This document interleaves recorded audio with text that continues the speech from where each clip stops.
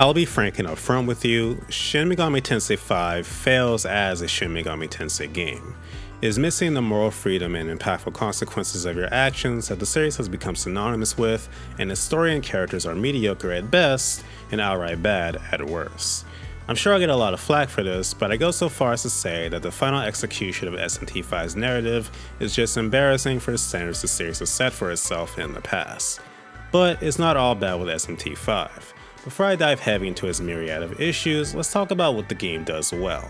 Just be warned, I'll have to dive into spoiler territory to prove my point for this review, but this is your last chance to back out if you don't want to be spoiled for any of the game's events.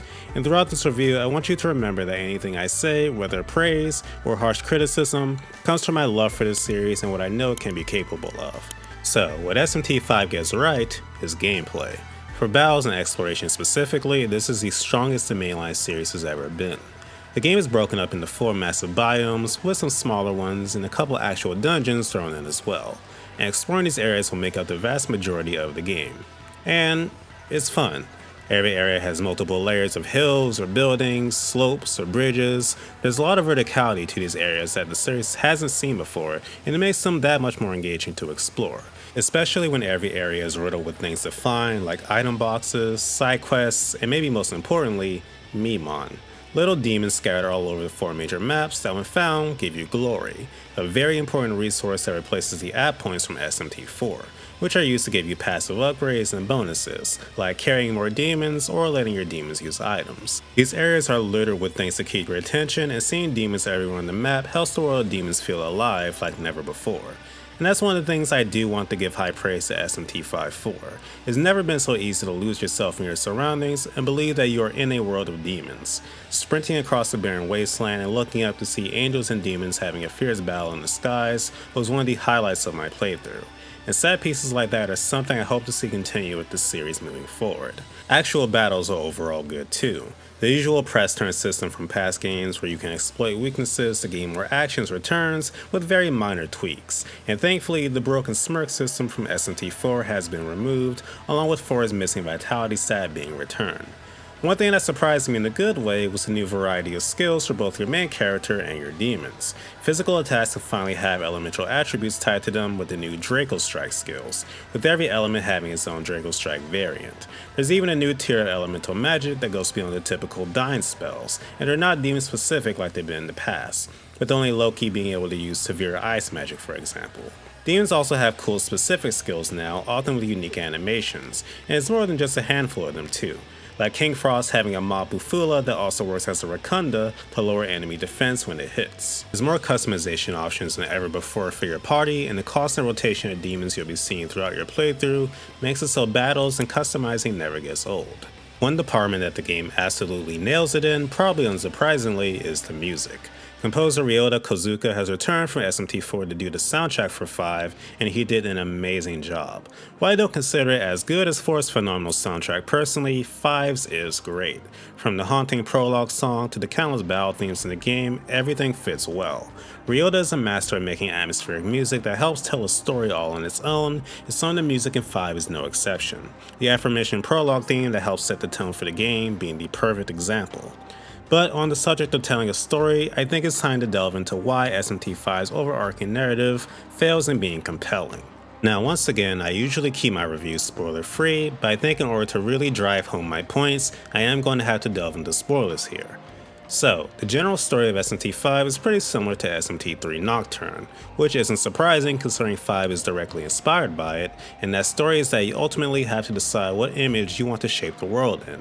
This time around, your choices are a world governed by God, akin to the typical law route found in SMT games, a world where there is no ruler over humanity, sorta akin to the typical neutral route, but perhaps a tad more chaos online than usual, and then we have a world with countless gods and no one clear ruler, where an individual can grow to be as powerful as their convictions allow, and this is the chaos route. There's a fourth secret route that's also neutral but even more extreme, where demons and angels just cease to exist. Now, if you haven't played the game, all of these may sound fine on paper. At a glance, it sounds like your typical SMT affair, right? Well, the issue is that no matter what route you pick, there's no build-up or payoff to any of them. The game doesn't give you a reason or chance to care, and every ending falls laughably flat and feels abrupt. And that rings true not only just for the multiple routes in the game, but for every supposed emotional moment or big reveal the game tries to throw at you. I'll show you the perfect example of what I mean right now. Ichiro Dazai for the entire game, with what little screen time he has been trying to be useful to those around him and prove to everyone and himself that he's worth something. You see some semblance of a relationship forming between him and the Archangel Abdiel, and then this scene just sorta happens out of nowhere. No, if Master Abdiel's defeated, what'll happen to our world? She's the only one who can bring this place order! You can't lose now, Archangel. You just can't! Without you, Tokyo, society itself will tear itself apart! Divine diversity's not an answer. It's chaos! All we need is a single ultimate truth. What we don't need is an excess of false opinions.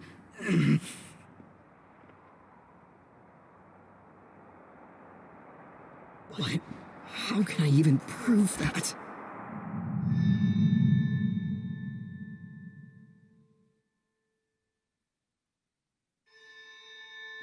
Wait, that's right. If your prayer is indeed for harmony, bring it about yourself. That's what that voice was telling me.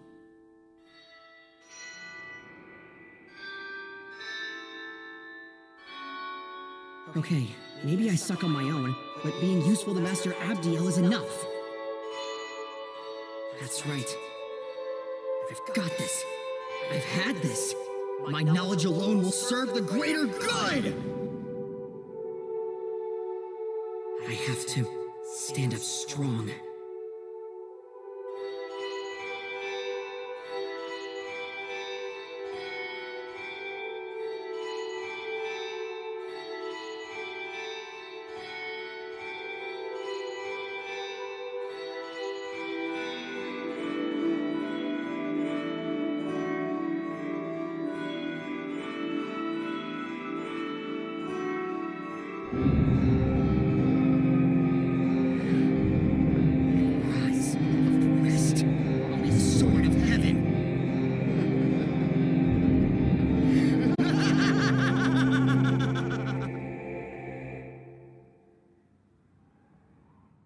So yeah, in the span of one scene, Dazai goes from sniveling wimp with no confidence to slick back hair edgelord that's gonna be Abdiel's servant boy. And this could have worked if there was more build up in between him questioning his usefulness over the course of the game and then steadily reaching this point in a logical and satisfying manner, but it's like the writers went from point A to point C with nothing filling in the gap between. So what you're left with is a jarringly random scene that makes no sense and you the player are expected to care. And you know what the real kicker is. After this scene, you see this guy again for maybe a total of like 10 to 15 minutes, no matter what route you choose. And this applies to not just him, but your classmates as well. These characters have very little screen time over the course of the game and have either no development or personality, or have the development just thrown in your face without any build-up. I already talked about Dazai, but let's go through the others. Yuzuru is the Chaos representative for this game, and a poor one at that. His motive is described as wanting to protect the people of Tokyo, which is nice and all, but you never see any hint of this desire in his actions or personality. He's just a well-composed young man with no notable contribution to what little scenes he's in during the first half of the game, and is regulated to being the director of Tokyo's follower in the second half of the game. It seemed like the game was going to set up his sister as his motivation as a character, but then that goes nowhere. And speaking of his sister, this may be the most confusing character in the game. You meet Miyazu, she later gets kidnapped, and if you do a specific side quest, she tells you she wants to become a nurse, and then screws off into the night never to be seen again. And if you don't do this optional side quest, guess what? You never see her again after saving her from being kidnapped. Literally, she will drop off the face of the earth and never even be brought up again. This character was shown heavily in promotional material prior to release of this game, so I truly don't know what happened here. But moving on, we have Tao, the Saint of Bethel. As alluded to pretty early on that there's something special about her, and of course there is, but as is the theme of this video and with SMT IV, the execution for it is really poor. But maybe more than anyone else, it didn't have to be. You could have sprinkled in scenes throughout the game to give where she starts and where she ends up more payoff. But alas, moving on to the final two I want to mention, there's Nuwa and Yakumo. Of the characters in this game, I found these two to be the most interesting and likable, though to be fair, a lot of that has to do with just how charismatic the two are. They really steal whatever scene they're in, and I want to know more about them. But sadly, as is the running thing we've established with SMT V, their stories go nowhere. You sort of find out about Yakumo's past, and it's alluded to that Nua is either in love with him and or loves him like a mother, and that's it. To make a long story short, these characters leave you wanting. And I've seen people defend them by saying Nocturne also had minimalistic characters and a story, so the ones in 5 are part of the course. And to that I have to say, anyone that's played not only Nocturne, but other entries in the SMT series, or heck, other story-driven games in general, will know that Nocturne's characters and stories were indeed minimalistic by design, and that they never attempted to be anything more, which is why they worked. But when you play SMT V, from the outset you can tell they wanted to create an engrossing narrative. The way the game starts really hooks you and sets up this world and these characters to be important and that you should care about them. But then it just fizzles out quickly, almost like they had to scrap their initial plans to scrape together what they could. There's no reason Miyazu should disappear from the game, there's no reason Dazai's character development should take a nosedive in the span of one scene. These are not elements of a minimalistic story, these are elements of a bad story, and the fact that I can see the faint threads of what could have been a compelling narrative makes it that much more frustrating. SMT V didn't try to be the successor to SMT IV and instead focused on replicating what made Nocturne work, and it failed. I still enjoyed the gameplay enough to see the journey through to the credits, but for the next big entry in the SMT series, we deserved better. And I know they could have done better because the series has been better. And in case anyone wants a specific example of the SMT series being better than this, let me take you back to SMT IV. Go to the time shown on screen if you want to avoid massive spoilers for 4. Alright, so there's a lot I can use from SMT IV as an example of Shin Megami Tensei storytelling at its best, but I want to focus on the development of Walter. Walter is the Chaos Alignment character for SMT IV, and from the outset that's very clear. He was born as a lowly commoner, as a result, has a more practical outlook on the world. The clash with the law-oriented Jonathan's more idealistic outlook. Throughout the game, you witness him say truths that others may not want to hear, like during the tragic events with Isakar, where he tells you that killing your former childhood friend who's in agony and beyond helping is a kindness to him. Or a bit later when he asks if you really did the right thing in killing a demon just because it was a demon. You constantly get to see what Walter stands for and what makes him tick. So when it comes time to finish your early assigned mission of striking down the Black Samurai, aka Lilith, he takes her up on her offer to see the truth of the world before the party decides to kill her. And so we do just that, thus leading you to 2 crucial events. Finding out your home kingdom of Mikado has been run by angels this whole time who want to wipe out the humans of Tokyo, and finding out about the red pills and their origins. For those that haven't played SMT IV, red pills are pills to appease demons so they won't eat humans, and they're distributed by the Ashurakai group to civilians and hunters.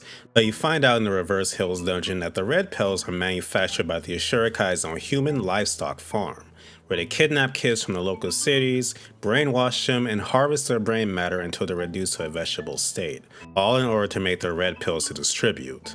Walter, understandably disgusted by this, and now having seen the true face of both the Eastern Kingdom of Mikado's angelic rulers and the Ashurakai's leader Tayama's evil scheme, decides to side with Lilith in order to make a world where rulers can't abuse their power over the common people, and where anyone with enough willpower can rise to power on their own. This is the culmination of Walter having seen the world, forming his own opinion on it after having gaining knowledge and experience, and making his decision on where to go from there. Let us go to Tsukiji Honganji. There we shall finally strike down the Black Samurai.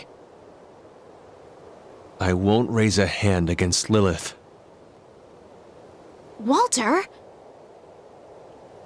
It matters not that I am a samurai. This is my stance as a human being.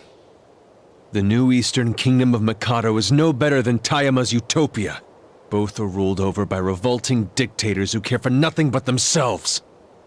Through my missions as a samurai, I've gained knowledge and wisdom. I've learned to doubt. How lamentable! I want to change this rotten world to one where the strong can shape it as they please. You are throwing your lot in with the Black Samurai? Is that what I am to understand? You dare insult the souls of those who became demons because of her? Jonathan, calm down! After I pack my things, I'm going to Lilith's. I'll be at the residence hall. If any wish to come with me, you may meet me there. This development happens naturally over the course of the game and makes sense for his character. Not only this, but choosing to side with Walter yourself has severe consequences that you'll almost immediately see the effects of.